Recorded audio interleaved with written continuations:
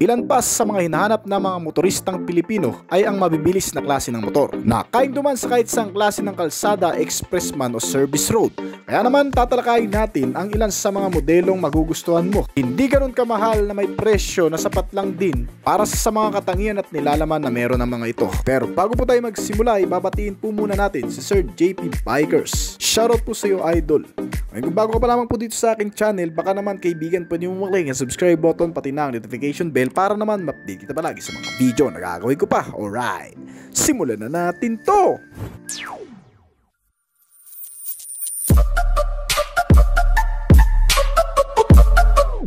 Number 1, CF Moto 400 GT.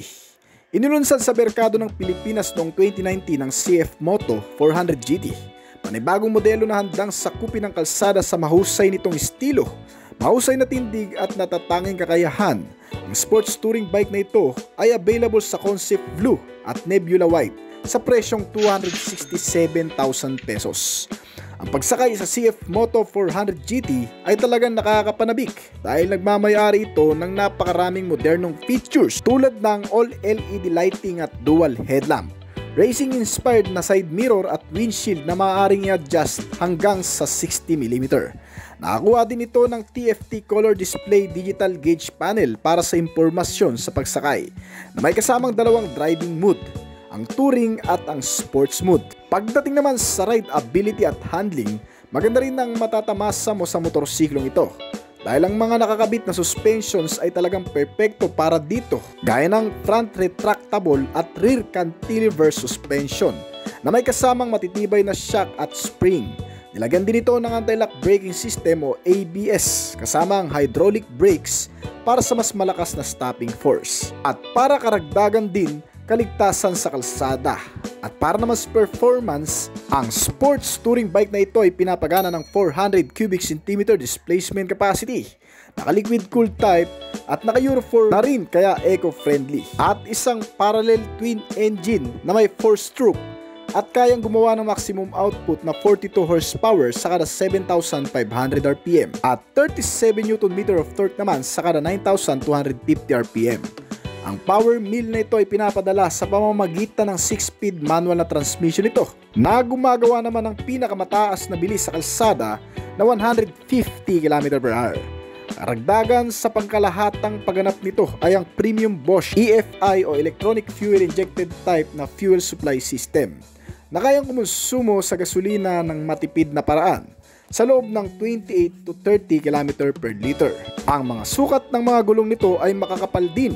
May 120 by 70 or 17 sa front at 160 by 60 naman sa rear na parehong nakabalot sa 17 pulgadang alloy wheels. Ang dimension nitong motor ay compatible lang din sa height natin. May ground clearance ito na 150mm at seating height na 795mm. Kayang sakyan ng hanggang sa 5'4" ang height at nagkakahalaga ito dito sa bansa ng hanggang sa 267,000 pesos. Yan ay estimated pa lamang, baka ngayong taon ay tumaas na. Number 2, Honda CBR 500R. Ang Honda CBR 500R sports bike ay may teknolohiyang umaakma sa bawat bit ng enerhiya na dumaraan sa sopistikadong anyo nito. At para ma-eliminate ang iba pang mga kapareha, itong modelo ay ginawang mas perpekto para sa mga naghahanap na mga rider na nakukulangan sa lakas ng isang 400cc at nag-aalangan sa pagiging legal nito sa expressway. Ang Honda CBR 500R na may displacement na malaki na para sa expressway ang mas ikinukonsidera ng marami. Para sa merkado ng Pilipinas, ang modelong ito ay ginagawang available sa isang ABS variant lamang na nagkakahalaga ng 390,000 pesos. Kasama sa karaniwang tampok sa middleweight na motorsiklong ito na Honda CBR 500R ang mga LED headlight, isang ganap na digital LCD instrument panel na may kumpletong impormasyon na madali ring mauunawaan ng mga rider na sasakay. Ito ay makikita sa loob nitong cocktail at handlebars. Pinapagana itong modelo ng 471 cubic centimeter na displacement kasama ang 2-cylinder engine na may 4-stroke, liquid cooled type at naka-dual overhead camshaft. Nakakonekta ito sa isang manual transmission na may 6-speed gearbox at nagpo-produce ng maximum output na 46.9 horsepower sa kada 8,500 RPM. at 43.2 Nm ng torque naman sa kada 6,500 RPM. Ang kabuang bilis nitong modelo ay pumapalo din ng 189 hanggang sa pinakamataas na beat at kumukonsumo naman ang 17.1 liter na fuel tank capacity nito ng 1 litro sa kada 30 km na layo ng takbo. Ang mga goodies nito ay nakabalot sa isang katawan na idinisenyo gamit ang aerodynamic at makakapal na plastic garnish fairings at mga espesyal na estilo ng graphics na idinisenyo para mas maging sporty looking. May kasama rin itong air duct. May mga matitibay na klase ng suspensions para sa mga pagbabank. Ginamitan ng isang telescopic fork suspension sa front at isang swing arm na may kasamang rear center shock absorber at preload adjustable na suspension sa rear para sa magandang pagbabounce at sa mga paon at bigat ng mga sasakay. Para naman mas maging makapit ang pagbabank, ito ay ginamitan din ng makakapal, magagandang klase at malalagkit na tires na may kabuang sukat na 17 sa harap at likod. Kasama ang makakapit na brakes nito na may dual disc na may sukat na 295mm at 4 piston caliper brake.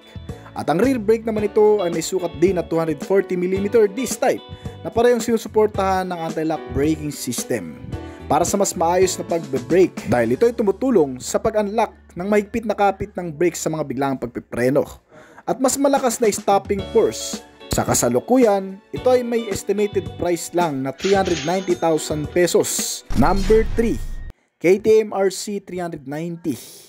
Ang KTM RC 390 ay isang sports bike na naghahatid ng kahangahangang performance at engineering style mechanism. Lokal na ipinakilala noong 2018 sa merkado ng Pilipinas at ito ay mabibili sa halagang 335,000 pesos. Nagtatampok ang bike na ito nang nakaduo ng mga nakaestilong headlight sa harap na naayon sa itsura ng super sport na lahi nito. At higit sa lahat, nagbibigay ng mahusay na visibility sa madidilim na kondisyon. Sa likod nitong windshield, isang full digital LCD instrument cluster ang gumaganap ng tungkulin na nagbibigay sa rider ng readout kasama ang mga position gear, paalala sa serbisyo at mga notifikasyon. Signal ay makikita mo rin dito. At nilagyan din ng ride-by-wire, pati na rin ng isang espesyal na sistema ng tambutsyo na inspirasyon ng signature design ng lahi nito. Mayroon itong 3-chamber silencer na nakaposisyon malapit sa RC390 center of gravity upang matiyak ang mahusay na balanse sa mga pagliko o mga pagbabank. Ang nagpapagana sa bike na ito ay isang liquid-cooled engine na 373 cubic centimeter displacement. Dual overhead camshaft na rin, kaya mas malakas ang kabig. May isang cylinder at 4-stroke na gumagawa naman ng 43 horsepower sa kada 9,000 RPM at 47 Nm ng torque naman sa kada 7,000 RPM na konektado sa isang 6-speed manual transmission ito. Nagtatampok din ang makina ng fuel-injected at smart intake na disenyo na nakatutulong sa kausayan sa performance sa aktual. Ang rider ay pinapanatiling ligtas gamit ang parehong naka-disc brakes sa front and rear nito na konektado sa isang anti-lock braking system o ABS. Pinalutan din ito ng magagandang klase ng tubeless tires na may kabuuang sukat na 17 pulgada. Meron din itong automatic side stand kill switch engine. Automatikong papatay ng makina kung kinakailangan. Higit pa doon ay napaka-accessible na rin ng bike na ito. May mga kasamang key switch function na kung saan mas madali mong ma-access sa handlebar. May hazard at pass switch na rin at engine check warning na makikita sa dashboard panel. Sa kabuuang taas na sukat, ito ay may 1,098mm at may seating height na 820mm. Kayang upuan ng hanggang sa 5'4" ang height at nakakapag-balance ng mas matatag sa kabuuang timbang nito na 147 kg lamang. Ang kasalukuyang presyo nitong KTM RC 390 ay may estimated lamang na maabot ngayon ng 335,000 pesos dito sa bansa. Number 4, CF Moto 450 SR. Isa sa pinakabagong legal expressway sports bike sa bansa itong CF Moto 450 SR. Nagawang realidad ang CF Moto ng futuristic at model na konsepto nito. Sa paglabas nitong 450 SR na bersyon, ang CF Moto 400 SR ay nag-aalok din ng perpektong displacement para sa mga nagsisimula at may karanasang rider na nagdanais ng higit na mas malakas na pagganap sa kalsada. Itong motor ay nagdadala pa rin ng signature design sa external ng mga modelo ng CF Moto na inilagay rin dito. Pinapagana ang kabuuang makina nito ng isang 2-cylinder inline at naka-liquid cooled na cooling system. At may dual overhead camshaft na may kasamang 449 cubic centimeter na displacement capacity. Kasama rin sa makina nito ang naka-manual transmission nito na gumagawa ng 46 horsepower sa kada 10,000 RPM at may maximum torque ito na 39 Nm sa kada 7,750 RPM. Sa halos 50 horsepower nito at 10,000 revolution per minute, CF Moto ay pinagmamalaki pagdating sa pabilisan. Ang 450cc displacement nito ay ginagawang mas mabilis ang bawat arangkada mula sa 0 hanggang sa 100 km/h sa loob ng humigit kumulang 5 segundo. Ang kayang ibit na parang isang 600cc displacement lang at may kabuang fuel tank capacity ito na 14 liters na kumukonsumo naman ng 30 km/l. Pagkatapos niyan, ang 179 kg na kabuang timbang naman ito ay kayang dalhin ng matitibay na chassis frame up suspension nito. Dahil sa front ay ginamitan ito ng 37 upside down telescopic fork with adjustable damping na kayang umabsorb ng malulubak at mababatong klase ng kalsada kahit sa mabibilis nitong takbo, at ipinares ito sa isang rear center shock absorber kasama ang magagandang klase ng braking system na may 320mm single disc type Bembo caliper, M40 sa front at 220mm single disc naman para sa rear brake nito. At nilagyan din ito ng isang safety features na anti-lock braking system para sa mas ligtas na paggamit nito, na kung saan ito ang nag-a-unlock sa mahigpit na kapit ng brake kapag bigla mo itong nagamit. Ang iba pang bagay na makikita mo dito sa CF Moto 450 SR sa external ay ang LED lighting system. Mula sa harap at likod, magagandang hugis, disenyo at klase ng headlamp ang inilagay dito na napapanahon na rin. Ang kinukonsider ng CF Moto sa paggawa ng mga ganitong klaseng ilaw ay ang pagiging visible at pagkakakilanlan nito kahit sa madidilim. Siyempre, kasama sa nagpapaganda sa lahi ng aerodynamic nito ay ang matataas na windshield na kinukubli naman ang 5-inch na TFT curved display instrument cluster nito na napaka-futuristic na rin. Dahil meron na itong kasamang Bluetooth connectivity, mga access pati notification na malilinaw, kasama ang mga sign at iba pang impormasyon na lumalabas dito, ay hindi rin masasabing may kamahalan ng presyo nito. Dahil itong motor ay may estimated price na 300,000 pesos lang. Kung tataas man ito ay sulit pa rin dahil sa mga upgraded features na inilagay dito. Number 5. Kawasaki Ninja 400. Nakarating sa Pilipinas noong 2018 ang Kawasaki Ninja 400 ay isang monster bike na ipinagmamalaki ang kombinasyon ng performance, liksi at controllability sa isang maskuladong katawang body type nito. Mula sa isang sikat na pamilya ng Ninja series, ang street legal sports bike ay malaki na ang kontribusyon sa larangan ng paligsahan. Kaya madalas sa bansa ito rin ang pangunahing pinagpipilian ng mga rider na gustong sumubok ng mas mabilis na pakikipagsapalaran sa maluluwag na kalsada. Sa isang malakas na DNA na dumadaloy sa buong katawan nitong sports bike, ang Ninja 400 ay nakakuha din ng maraming magagandang katangian mula sa mas malalaking kapatid nito. Ginagawa itong perpektong akma para sa mga bago at biyasang rider. Bukod sa agresibong styling nito, ang bagong motorbike na ito ay nakakuha rin ng trellis frame na katulad ng Ninja H2, kasama ang assist at slippery clutch, pati na rin ang hindi kapanipaniwalang stopping power nito sa brake, na may malalaking 310mm na sukat semi-floating na front disc brakes nito na parehong ginamit na din sa Ninja ZX-14R. Ang inilagay din sa modelong ito na Ninja 400. At ito'y pinapagana ng isang subok na klase ng makina na may 399 cubic centimeter na displacement, parallel twin cylinder, 4-stroke liquid cooled at dual overhead camshaft engine.